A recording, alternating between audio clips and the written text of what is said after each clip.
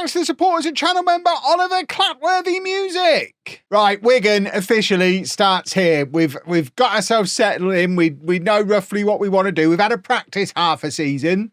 Now we're going to put together a super team. That means we can cruise to the League One title in this coming season. Easy peasy. I've never had this much money to spend in this career so far. Specifically, we've got this much money to spend, loads of transfer budget, loads of wage budget. Obviously, the plan, as usual, is we probably won't use much of the transfer budget if we can help it. The idea is we wait for the 1st of July and bring in as many quality players on free transfers as we possibly can. And I think if they're under 23 or under 21, they don't count towards our FFP budget, because at the moment, although it says we're allowed to spend 155k per week to stay within FFP, and the board literally won't let, yeah, there you go, it says there, under 21 homegrown players. Does that mean homegrown at club or homegrown in nation? That's not clear, but apparently we're spending 99k per week on player ages that count towards this at the moment, whereas it says there we're spending 123k. So there's £24,000, almost a fifth of our wage budget. Our wage spend is on players who don't even count towards FFP at the moment. It would be really handy to have a list of those players. What a game. What a UI. Everything I've ever wanted is here. So that doesn't seem to add up to 25 grand to me. So I'm not quite sure. I'm not quite sure. Yeah. No idea. Let's just keep signing players until the game tells me to stop. Then we'll try and sell some players and see what we've got when we're left over from that. If we look at the players who are out of contract at the end of this season, so out of contract now, there's a lot of youth players who aren't ever going to be good enough that we'll look to move on. There's an old man who's retiring, Leggett, who has never really played and doesn't look that great, but was really good in that last game of the season when we played him for the one time. Was that enough to get him a new contract? We'll see. Similar questions around Smith. And then we've got some players that we're probably going to want to sell and move on. I don't know who these yellow guys are. Who are you? Oh, these will be youth candidates that we've not signed. Okay. Because yeah, they're here. They're not under contract. They're not attached to us. That was very confusing. And then there's some players that just don't fit into how we want to play. That we look at the value of Mr. Tickle, by the way. As much as I love him, I loved him so much I've bought his shirt. If someone offers me £15 million for my 29-year-old goalkeeper in League One, I'm probably going to take it. I'd also quite like to sell Dale Taylor because he's useless. I don't really get the appeal of him at all. We've never really got a tune out of him. So if we can get £1 million from him, I don't expect to get £5 million for him. But if we can get $1 million or $2 million, that all goes back in the kitty and is very helpful. So we've got some players certainly at the top end of this that we'll be looking to move on as well. Again, someone like Fraser Murray, he's 31. We're not really using him. If we can get anywhere near his value, obviously we're going to want to do that. So Rob Harley, as a youth player, has got quite the value on him as well. Goodness me. So we have got some pretty valuable youngsters, which is... It's a situation we were obviously never in at Bedford. Obviously, here at Wigan, we've already had one example of that, who's come through and we've sold for good money. And I think what we've learned with him is make sure they don't have tiny little release clauses, because he's worth 8 million and we've sold him for 4 because we had to. It was his release clause. I didn't give him the release clause either, but I am making sure that this next wave of youngsters don't have release clauses. So if we get in that situation again, we can maybe get the £8 million. So I think based on how well we played on the last day of the season against a very good Grimsby team and cost them a spot in the playoffs, I think the plan is going to be to stick with this 4-3-3. So this is what we're building around this summer. And if we have a look at our squad planner, it gives us an idea of what we've got that can maybe make that work. So I'm not against letting all of these strikers go. Obviously, Sadie was really good in the system we were using him in before. I don't know if he's going to work in the system we're going to use now, though. So, I mean, looking at the value of those 3 players, if we were to get £3 or £4 million for all 3 of them, and then just go and get some free transfer strikers who have been released by championship clubs with the money, I'm well up for that. And I think that's going to be a similar thing in a lot of these positions. You want to get rid of the old men. Obviously, the loanees are going to go. And this squad should look very different at the start of the next season compared to how it looks now. As it stands at the moment, the media think we should have finished mid-table. We did finish mid-table. We want to be amongst the promotion favourites. We've got the best goalkeeper in the league, one of the best players in the league. How is he? Hold on, he's not even in the Dream 11, though. Are these all goalkeepers? No. So the only player in the league better than Mr. Tickle, absurdly, is another goalkeeper who plays for Luton. So we want Luton to get promoted so Mr. Tickle can take his rightful spot in the Dream 11 as the second best player in the entire league. I mean, Spikal Brits is up there as well, who we had in the Twitch save. There's some quality goalkeeping going on in this division. Hopefully that means it's less likely anyone's going to take Mr. Tickle from us. Right, let's, I guess, unless something significant happens, teleport to the 1st of July, where all the funsies are going to happen. Well, we have made it through to the 1st of July, so a bunch of old folk have been released. Callum Connolly, Tommy Lee, I think was Platt another old man? Yeah, another old. Loads of the old men have been released who are out of contract. We've also sent a few players out on loan who've had their contracts renewed. Specifically, Levi Houndstrup has gone out on loan to, was that Gillingham? He's gone to Gillingham. Callum Smith has gone to Bradford. And also the hero of the last day of the season, Ashley Leggett. We've given him a 1-year contract extension and then sent him out on loan to Wimbledon to try and get some game time playing down in League Two. All of which means we head into the 1st of July with already a very trimmed down squad. This is the entirety of the first team squad with the players who were in on loan going back to their parent clubs. And obviously the players who've gone out on loan and been released being removed. So we've got 19 players in our first team squad, of which 3 of them are goalkeepers. And there's a couple of them who are just never going to get anywhere near the team. So we probably need to just, I don't even know why he exists. Let's get him out of the first team squad so I don't need to look at him. And this guy is another one who's just never going to be good enough. So let's bin him off down to the under 21s as well. So it's a 17-man first team squad with 3 goalkeepers. So lots to do.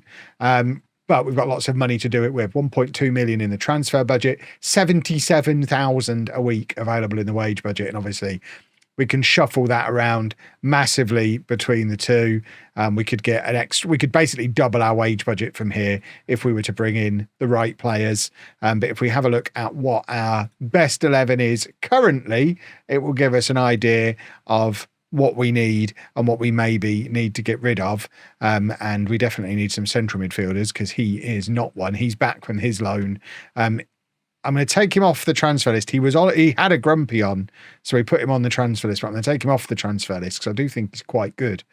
And we'd quite like to keep him around as an option off both wings. So we'll take him off the transfer list for now. But the back four, very weak. We don't have any fullbacks at all. So at the moment we'd have the... is he a left footer? Yeah. No, I know he's a right foot. We've been playing him on left, but Grian at right back and then Elise at left back, who's not good enough. Definitely some strengthening need to be done at the back. I mean, he's not really good enough either.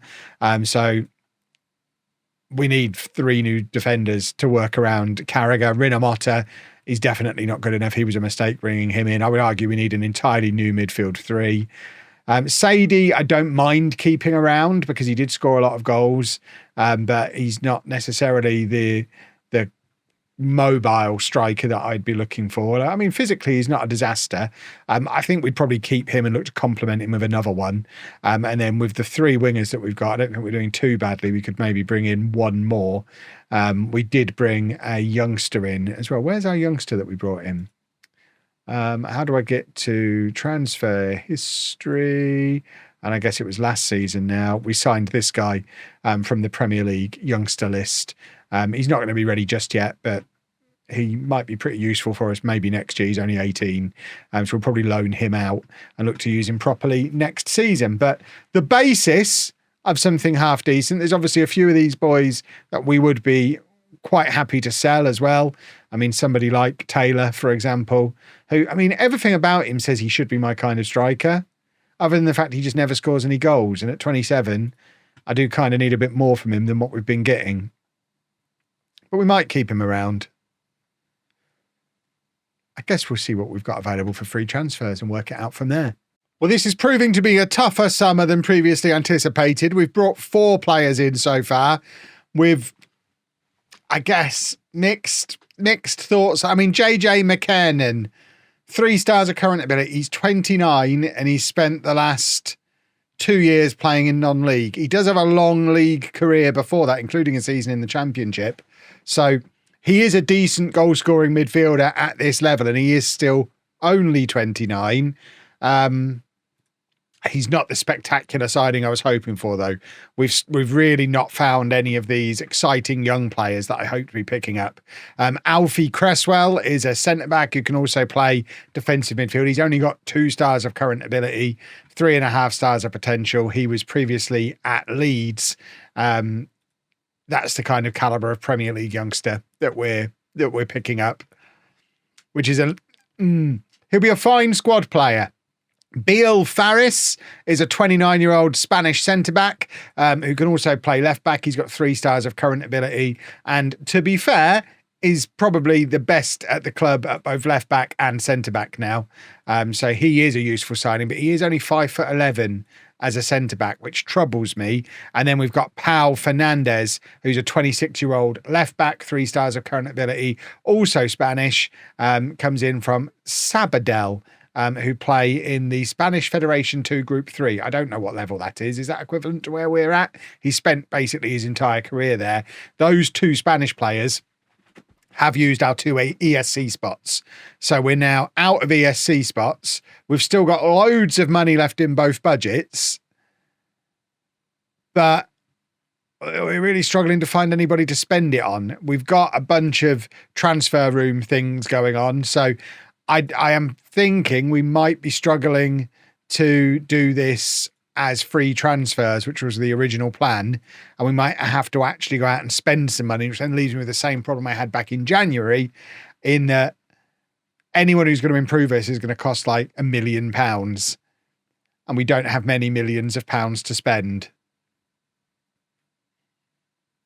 Leave it with me. Well, we're almost at the first day of the season and we are still struggling to strengthen this squad. We're continuing to loan out youngsters and fringe players, but we've only brought 2 more players in. Rob Atkinson is a 33-year-old centre-back, but he is 6'4", and that is a valued attribute. 3 stars of current ability for him. He's been playing for Salford for the last couple of years in the Championship, I might add. In fact, he's got a long career, 300 plus games at Championship level. Yes, he's 33 now, but we can get a year out of him, and he was cheap on a 1-year contract as well. That is a mega cheap. I think that's less than I'm earning, which is mad. He can maybe stay in one of my many spare bedrooms.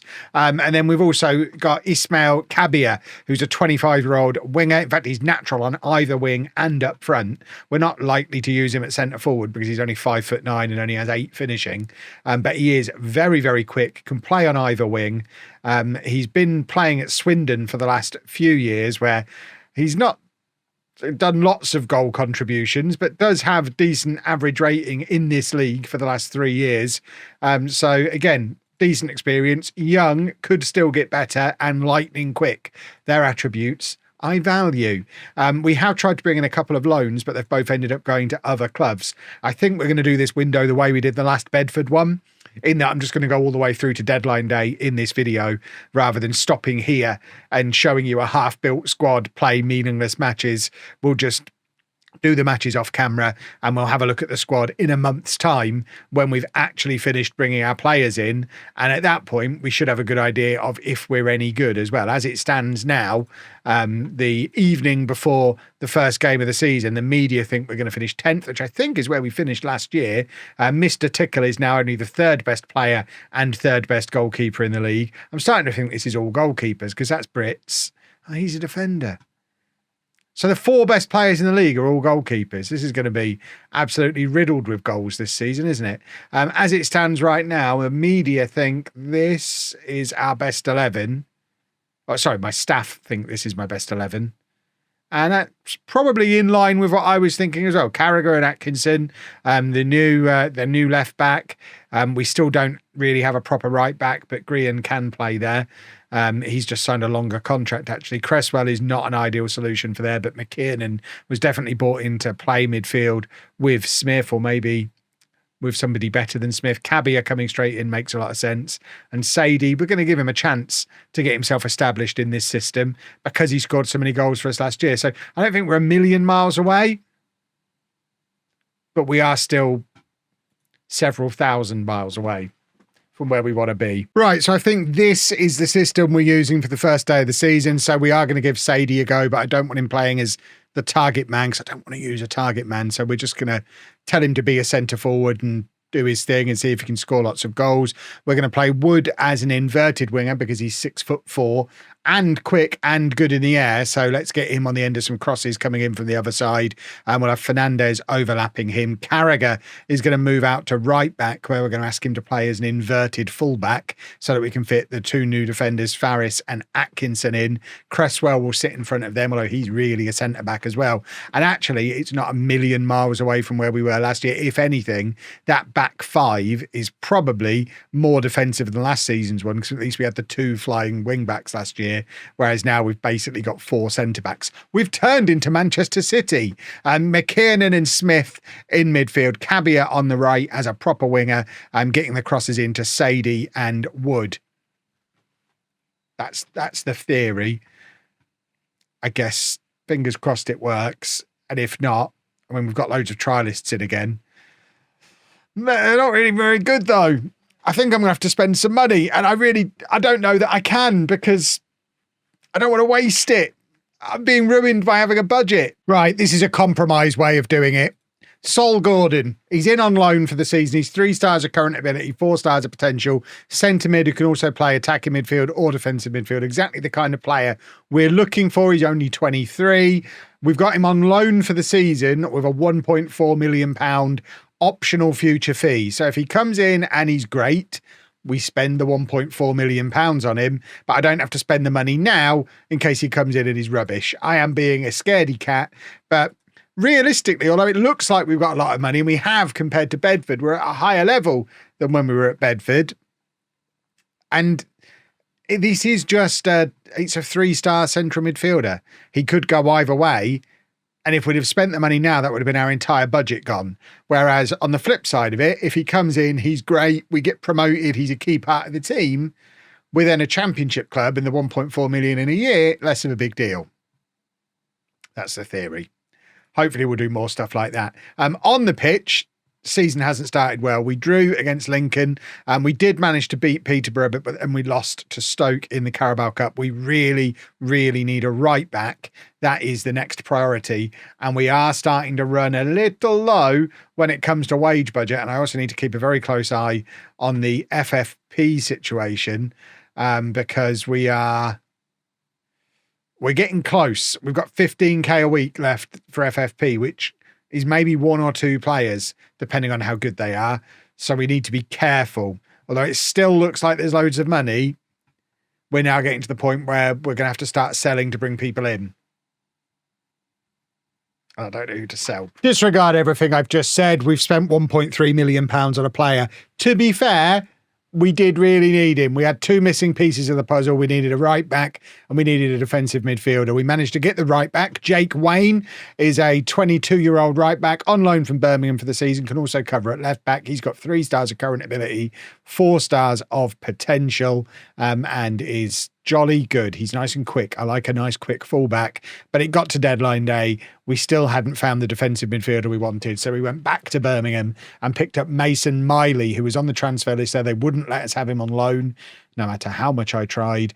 He's got 3 stars of current ability, 4 stars of potential. And we've bought him for £1.3 million, I think it was in the end. Yeah, £1.3 million. So comfortably the most money I've spent in the entire save. Is he Lewis Miley's brother? Hold on. There is a Lewis Miley at Newcastle, isn't there? And it's not, is this the guy at Newcastle? Anyway, we've got a Miley. He looks quite good.